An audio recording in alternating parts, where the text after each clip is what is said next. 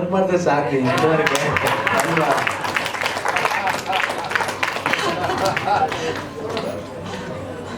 ಅಷ್ಟೇ, ನೀವು ಹೇಳಿದ್ಮೇಲೆ ಮುಗೀತು. ನಾವಿನ ಮೇಲೆ ನೆಟ್ಟಿಗೆ ವರ್ಕ್ ಮಾಡೋದು ಅಷ್ಟೇ. Thank you so much Shivanna. ಇದಾದ ಕೂಡಲೇ ನಮ್ಮ ಗ್ರೂಪ್ ಫೋಟೋ, ಇಡೀ ಚಿತ್ರತಂಡ ವೇದಿಕೆಗೆ ಬರಬೇಕು ಫಾರ್ ದ ಗ್ರೂಪ್ ಫೋಟೋ.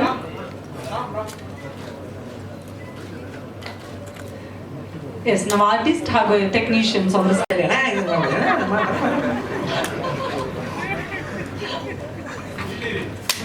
ಮಾರು ಎಲ್ಲ ನಮ್ಮ ಕಾಡ್ನವ್ರ.